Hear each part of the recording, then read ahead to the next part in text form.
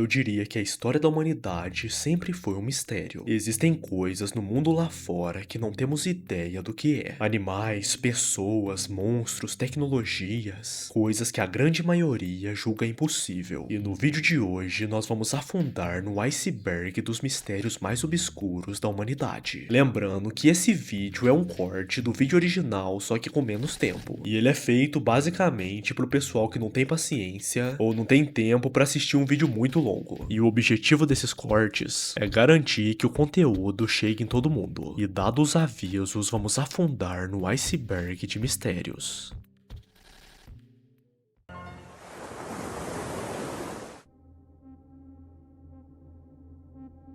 E como é padrão dos vídeos de iceberg, na camada 1 ficam os mistérios mais conhecidos, e à medida que vai abaixando, vai ficando cada vez mais obscuro. A teoria da conspiração da Big Pharma afirma que grandes empresas farmacêuticas e setores da área médica agem de forma oculta e contra o interesse público, escondendo curas, manipulando informações e colocando o lucro acima da saúde. E as narrativas dessa teoria variam muito, desde a ideia de que tratamentos naturais são escondidos da população, até alegações de que existe uma cura universal para o câncer e de que a maioria dos remédios são ineficazes. A grande maioria dos pesquisadores afirmam que essas teorias não possuem base alguma, mas elas continuam muito populares por uma desconfiança no poder econômico do setor da saúde. E essa visão meio que transforma a indústria num inimigo abstrato e alimenta uma crença de que existe uma verdade oculta que poucas pessoas conhecem.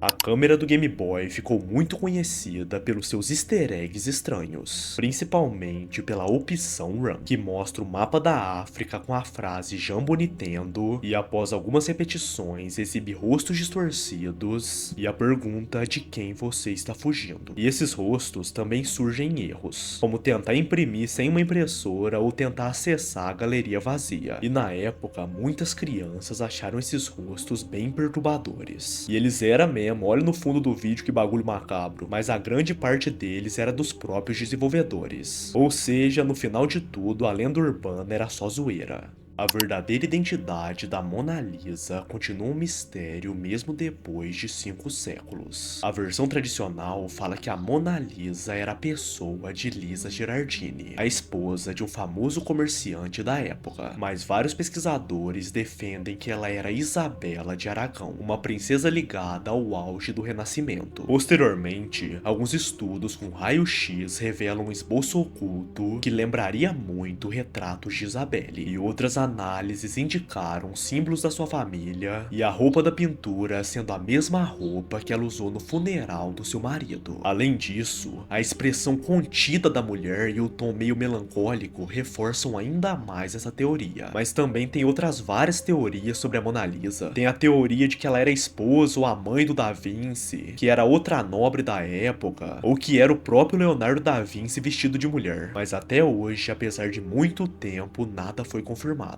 Em 1954, um homem caucasiano bem vestido desembarca no aeroporto de Haneda e apresenta um passaporte emitido por Taured, um país que tecnicamente não existe. Ele aponta sua terra natal em um mapa entre a França e a Espanha, mais precisamente onde fica Andorra, mas afirma nunca ter ouvido esse nome. Ao analisar o passaporte, ele tem carimbos legítimos, inclusive do Japão, e além disso, o homem carregava dinheiro europeu bem variado e afirmava ter uma reunião de negócios na cidade de Tóquio. E como se já não fosse confuso o suficiente, o homem falava japonês e tinha o francês como idioma nativo. As autoridades o levam para um hotel sob vigilância e investigam seus dados. A empresa que ele citou em Tóquio não o conhece, e o hotel que ele dizia ter reserva nega qualquer registro do seu nome. E depois de muita investigação, quando os agentes voltam para o quarto, o homem simplesmente sumiu. A porta nunca foi aberta, a janela está trancada e o andar é alto demais para uma fuga. Depois disso, o homem de Taured nunca mais foi visto. A Dancing Serbian Lady, ou simplesmente Dama Sérvia, ganhou força na internet após um avistamento em 2019, quando foi vista dançando de madrugada perto de um hospital em Jeresvara. Testemunhas dizem que ela se movia como em uma dança tradicional sérvia, sempre com um ar estranho, e do nada ela sacava uma faca e começava a ameaçar quem chegava perto. A polícia tentou encontrá-la, mas ela desapareceu sem deixar rastros. Mas os moradores locais afirmam que o seu nome seria Mira, uma mulher de meia idade com possíveis problemas psiquiátricos. E essa história viralizou tanto que acabou virando lenda urbana, com vários vídeos falsos espalhados pelo TikTok e outras redes sociais. E esses vídeos sempre têm o mesmo padrão. Eles encontram com ela, só que é algo muito absurdo, no nível da véia tá pelada ou ensanguentada. E apesar de ter surgido um mito de que seria um espírito ou um demônio, a única coisa que foi confirmada oficialmente foi o primeiro episódio. O rosto da Dama Sérvia nunca foi registrado, e até hoje o seu paradeiro continua desconhecido, elevando ela ao status de lenda urbana. As Silent Stones são rochas que se movem sozinhas no chão seco de Racetrack Playa no Vale da Morte. E isso acontece devido a uma combinação rara de gelo, água e vento. O lago seco precisa receber uma lâmina fina de água no inverno que congela durante a noite, formando um gelo fino e rígido. E quando o sol esquenta, esse gelo derrete e se parte em placas grandes que começam a se deslocar com ventos fracos. As placas empurram as rochas lentamente pelo solo úmido, criando trilhas longas e retas que ficam marcadas por anos. Esse fenômeno é uma coisa bem rara, porque depende de condições climáticas muito específicas, o que fez com que as pedras viajantes alimentassem teorias por décadas até a comprovação científica desse processo. Rongorongo é um sistema de glifos da Ilha de Páscoa descoberto no século XIX, possivelmente escrita ou proto-escrita, e até hoje permanece indecifrável. Cerca de 26 objetos de madeira guardam mais de 15 mil glifos, e todos eles parecem ser objetos de algum tipo de ritual. E as tábuas normalmente trazem figuras de animais e humanos e algum tipo de escrita desconhecida. A datação dos objetos é incerta, mas análises de carbono apontam entre os séculos 17 e 19. Mas datar a madeira não prova quando os textos foram gravados em si, e a perda dos leitores do idioma tornou impossível passar o conhecimento adiante.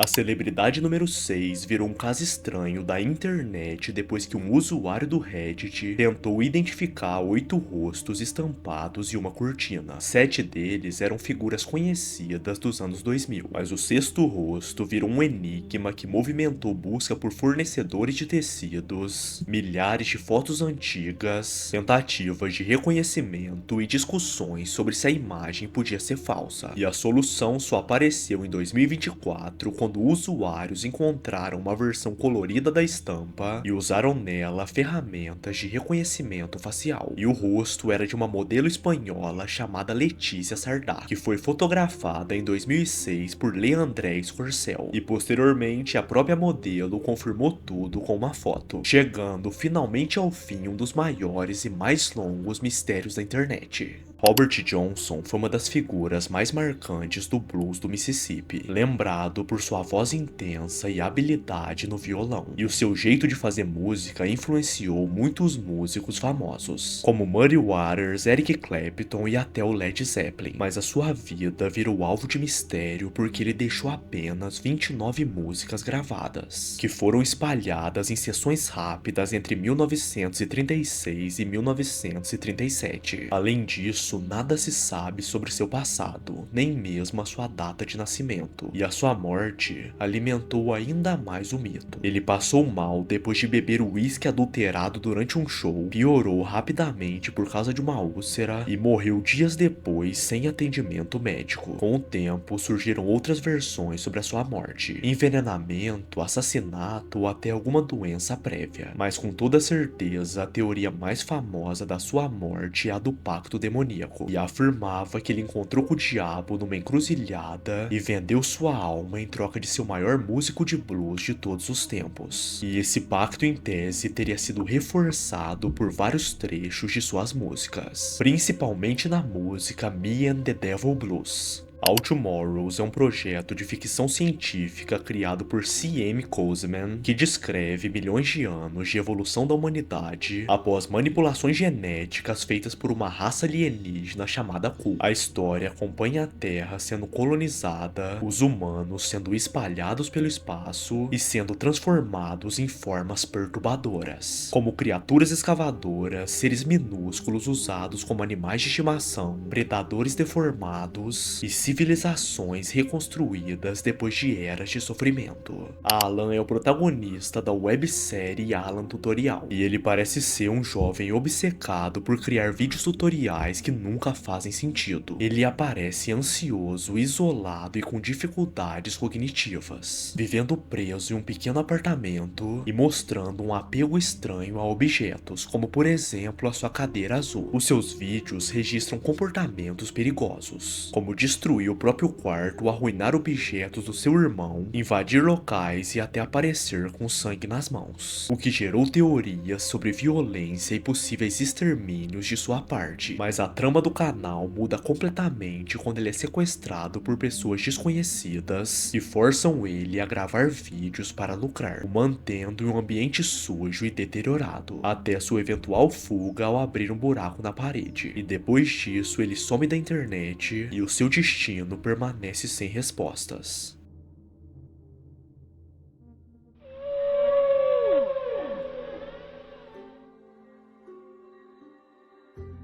Agora começamos a camada 2 e vamos ver alguns mistérios mais profundos. E para começar a camada 2, falaremos do Candrome. O Candrome surgiu num evento chamado PAX Prime em 2013, e ele surge como um projeto enigmático de terror em realidade alternativa. E a ilustração do projeto era um computador antigo coberto de sangue falso, com a webcam ligada e alguns vídeos no mínimo perturbadores. E tudo isso junto gerou uma atração imediata, e surgiram uma série de teorias envolvendo vigilância do Estado e rituais estranhos. Mas no fim, nada foi explicado oficialmente, e as pistas espalhadas levavam a sites obscuros e mensagens cifradas. O próximo mistério se refere a uma imagem e uma corrente que surgiu na internet anos atrás. Carmen Winstead é apresentada como uma estudante de 16 anos que morreu após ser empurrada para dentro de um bueiro por 5 colegas durante um simulado de incêndio. A versão oficial diz que ela caiu por acidente, mas a história afirma que as garotas mentiram e que a polícia fechou o caso sem investigar. E depois da sua morte, começaram a surgir mensagens nas redes sociais, acusando as meninas e dizendo que Carmen havia sido empurrada. E essas mensagens evoluíram para a famosa corrente que ameaça qualquer pessoa que não repasse o aviso. A figura de Carmen passou a ser descrita como um fantasma vingativo que persegue quem ignora sua história, atacando principalmente através de ralos, banheiros e chuveiros. E a creepypasta descreve Carmen como uma entidade que arrasta as vítimas para o esgoto, quebra seus pescoços e arranca seus rostos. Mas em contraste, quem repassa sua mensagem é protegido por ela. A foto da família Cooper viralizou no fim dos anos de 1990, depois de ter sido copiada do site original do autor e espalhada por fóruns. A imagem mostra uma família posando para uma foto enquanto um corpo cai do teto. E esse fato alimentou rumores durante muitas décadas. O fotógrafo confirma que existem 4 cópias originais feitas em 1981, todas impressas em ótimo estado. E ele explicou que a grande circulação da foto acabou gerando muitos mitos. Mas a história completa já foi detalhada em um documentário aqui no YouTube, que foi produzido pelo canal Jofiote. Eu acho que o efeito placebo todo mundo no mínimo mínimo já ouviu falar, mas como eu acho um tópico bem interessante, eu vou falar um pouco dele. O efeito placebo acontece quando uma pessoa apresenta uma melhora física ou mental depois de receber um tratamento sem ação real, como por exemplo, melhorar de uma dor de cabeça tomando uma pílula de açúcar. E essa expectativa de melhora ativa algumas áreas do cérebro que liberam neurotransmissores que são capazes de reduzir a dor e o desconforto. A confiança no profissional, o ritual do tratamento e a aparência do medicamento influenciam muito nisso. E tem até alguns ensaios clínicos que usam o placebo para comparar o resultado e medir a eficácia de remédios verdadeiros. E esse efeito mostra pra gente como o corpo e a mente interagem de forma direta, já que a crença no tratamento gera mudanças fisiológicas que alteram sintomas. O Manuscrito von Witt é um livro do século XV com cerca de 240 páginas. Ele foi escrito em um pergaminho feito de couro de vaca e é preenchido com um texto indecifrável e tem ilustrações de plantas, diagramas astronômicos, figuras femininas e frascos medicinais. O idioma permanece desconhecido, embora algumas análises indiquem que segue padrões de uma linguagem natural. E o conteúdo do livro é bem abrangente. Se divide em seções de botânica, astronomia, biologia, farmacologia e uma parte final que parece um índice. O livro ganhou fama após ser comprado em 1912 por Wilfrid von Witt, que foi encontrado junto com uma carta antiga. E por muito tempo, criptógrafos, linguistas e pesquisadores tentaram decifrar o texto, mas até hoje ninguém nem chegou perto.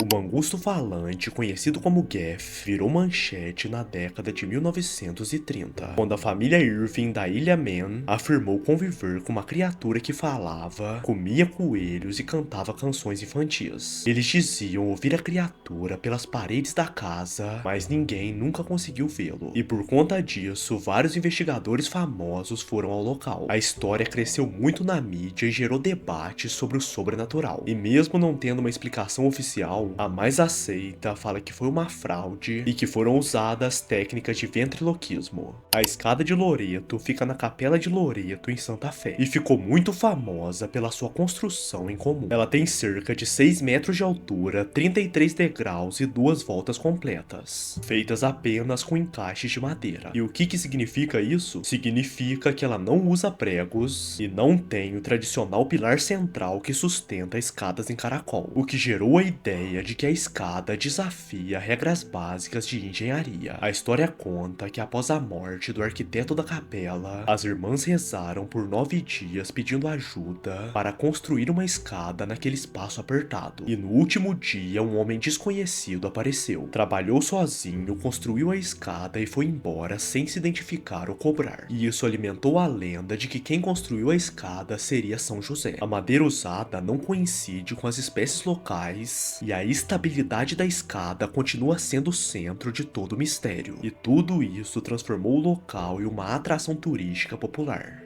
O Mokelemembe é um suposto animal descrito por moradores do Congo como uma criatura bem grande que viveria nos rios e pântanos da área, e o seu nome significa aquele que interrompe o fluxo dos rios. E ao longo do século XX, essas descrições passaram a lembrar cada vez mais dinossauros, o que foi influenciado pelo grande interesse que as pessoas tinham nesse tema naquela época. Não existe nenhuma prova física da existência da criatura, e por isso ele permanece como mais um mistério da criptozoologia.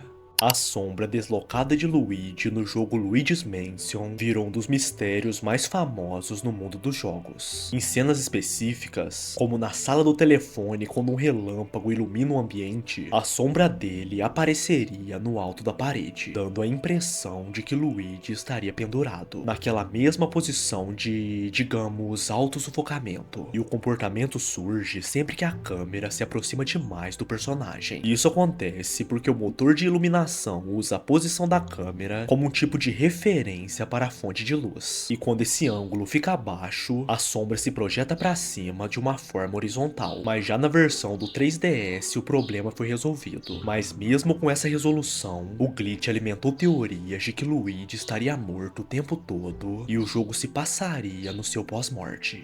O Hall of Tortured Soul é um easter egg escondido no Excel 95, um pequeno jogo em primeira pessoa pessoa que usa gráficos simples inspirados em Doom, e ele ficava acessível por uma combinação de comandos que abria uma área secreta dentro do software, que abria uma área secreta dentro do programa. O usuário então entrava em um corredor vermelho que levava a um labirinto, onde os nomes dos desenvolvedores apareciam na parede. E essa área meio que funcionava como uma homenagem interna, mas ela ganhou fama por seu visual estranho e por estar escondida em um software de escritório. E o acesso acontecia ao abrir uma planilha, navegar até a linha 95, mover para a célula B95, abrir a janela sobre o Excel e clicar em suporte técnico enquanto o Ctrl, o Alt e Shift eram pressionados. E esse código demoníaco aí ativava o bagulho. Os cartuchos enterrados de ET são resultado do fracasso do jogo ET, o extraterrestre da Atari, que foi desenvolvido em poucas semanas e lançado sem testes adequados, o que gerou críticas ruins e vendas piores ainda. Milhares de cópias ficaram encalhadas, e a empresa decidiu enterrar o estoque em um aterro em Alamogordo, no Novo México, em 1983. E essa história virou lenda urbana até 2014, quando uma escavação financiada por um documentário encontrou os cartuchos e confirmou o descarte. O termo Evil Stick virou sinônimo de brinquedo pirata com conteúdo oculto e perturbador. A varinha apareceu em lojas baratas nos Estados Unidos no início dos anos de 2010. Era vendida como item infantil inofensivo com luz e som, e a embalagem usava personagens de anime sem licença para atrair as crianças. Mas o problema estava na ponta coberta por um adesivo reflexivo. Ao remover o adesivo, surgiu uma foto de uma mulher com aparência demoníaca e automachucação. A imagem vinha de um ensaio de arte gore feito em 2002 e foi usada sem permissão. A repercussão começou em 2014, quando uma mãe da cidade de Ohio denunciou o brinquedo após comprar uma unidade para sua filha de 2 anos. O caso viralizou porque a varinha tocava uma risada agressiva e iluminava a foto escondida, e outras unidades também tinham imagens diferentes, como zumbis ou outros personagens aleatórios. E tudo indicava que o fabricante usava arquivos encontrados na internet sem qualquer controle de qualidade. Deus, também chamado de Eu Sou Deus ou I Am God, é a entidade central da creepypasta criada em 2014 pelo escritor J.S.I. Penin. Ele aparece como uma força demoníaca que age por meio de tecnologia, usando manipulação eletrônica, corrupção de arquivos, teletransporte e levitação. Tudo isso para perseguir as suas vítimas. A história começa quando um usuário conhecido como PC abre um tópico no 4chan, relatando que o computador de um amigo estava gerando arquivos corrompidos. Primeiro, pareciam falhas comuns. Depois, as luzes começaram a piscar, a TV ligou sozinha e imagens suspeitas começaram a surgir na pasta de downloads. Quando o PC enviou parte dessas imagens ao fórum, os usuários perceberam que elas não eram corrupções aleatórias, mas pedaços do rosto de algo vivo. A primeira imagem mostrava uma testa com um código em binário que traduzia a palavra Deus, acompanhada de um termo grego que traduzido seria Eu Sou. Em seguida vieram o queixo e os olhos dessa entidade, e essas imagens estavam ainda mais distorcidas e sobrepostas, mas identificáveis após algumas edições simples. Mas a situação piorou quando o PC compartilhou um vídeo gravado por seu amigo. A gravação mostrava uma luz vermelha vinda do quarto, e na janela do lado de fora de um prédio alto aparecia o rosto completo da entidade observando tudo. E um segundo tópico revelou o último fragmento da imagem, o nariz, encontrado em uma foto do lado externo do mesmo prédio. E a montagem final confirmou a aparência da criatura, que era mais ou menos isso aqui. Pra terminar a camada 2, eu vou falar de uma coisa que eu acho bem intrigante, o efeito espectador. E ele descreve o atraso na ajuda quando muitas pessoas assistem a uma emergência. Você basicamente vê outras pessoas paradas e interpreta a falta de ação como um sinal de que a situação não exige intervenção. A responsabilidade meio que se espalha no grupo e cada um se sente menos pressionado a fazer alguma coisa. O medo do julgamento e a dúvida sobre o que fazer também travam as pessoas. E podemos dar vários exemplos do fenômeno na prática. Situações como assalto, bullying e assédio mostram esse padrão, porque quanto maior o grupo, menor o impulso individual de intervir.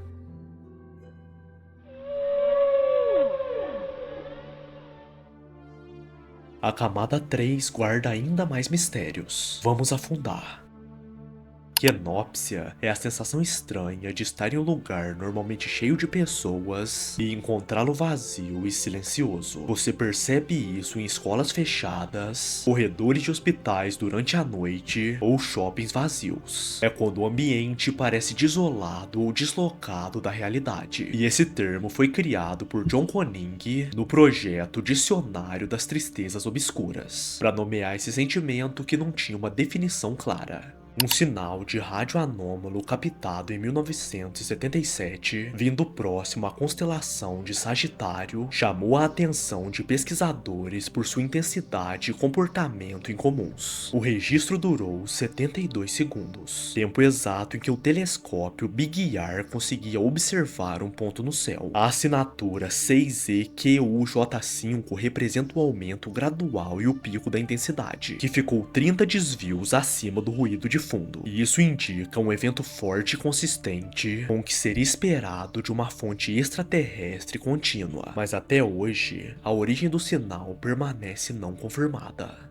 O site 973-EHTNAMUH973 virou um mistério da internet por misturar páginas caóticas, números, símbolos religiosos e mensagens enigmáticas. O nome do site, ao contrário, forma a expressão "ou humano", e só isso já foi o suficiente para gerar muitas teorias. A página inicial do site traz textos desconexos, imagens estranhas e links para seções como o alfabeto mágico, listas numéricas e a grande galeria, todas recheadas de códigos que relacionam letras e números, somas repetidas e interpretações ligadas a religiões e espiritualidade. Além disso, o fórum do próprio site discute esses códigos e descreve o projeto como uma coleção de conhecimento para estimular novos modos de pensar. Parte da comunidade vê o site como uma obra artística ou manifesto alternativo, enquanto outros enxergam algo mais ocultista ou perigoso, com menções a abraxas, simbolismo esotérico e relatos de supostos efeitos hipnóticos. A ponte Overton, na Escócia, ficou bem conhecida por um número incomum de cães que saltam do topo e caem 15 metros no desfiladeiro Spardilin. O caso começou nos anos de 1950 e desde então mais de 300 cães pularam, e desses 300 tiveram mais ou menos 50 mortes. Os relatos sempre descrevem animais tranquilos que, ao chegar ao centro da ponte, avançam sem hesitação para o parapeito, e esse comportamento alimentou teorias sobre fenômenos sobrenaturais e sobre uma suposta sensibilidade dos cães a algo invisível no local. E os moradores relataram que os animais parecem fixar o olhar em um ponto acima da ponte pouco antes de pularem.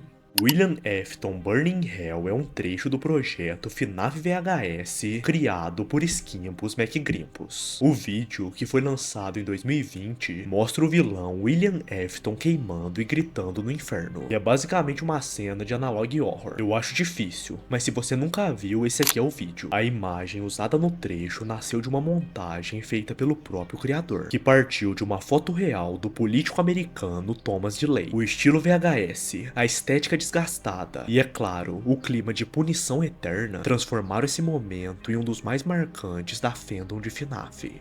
O iWoke surge em 2009 a partir de vídeos do animatrônico Michael Jackson, que foi criado como uma homenagem a Michael Jackson, e ele recebeu esse nome pela sonoridade de Ennio Iwooki, um trecho muito conhecido de uma música do cantor, e ele se transformou em um meme de terror quando, em 2019, vários criadores começaram a fazer edições perturbadoras com seus vídeos. O sapo de Loveland é descrito como uma criatura humanoide com cerca de 1,2 metros de altura, pele grossa e rosto semelhante ao de um sapo, e a criatura é associada a avistamentos registrados em Loveland desde 1955, mas a lenda só ganhou força em 1972, quando um policial afirmou ter visto um animal com as mesmas características. E as narrativas sobre o caso variam muito, indo desde encontros isolados no meio da estrada até histórias mais fantásticas, como o avistamento de 3 figuras bípedes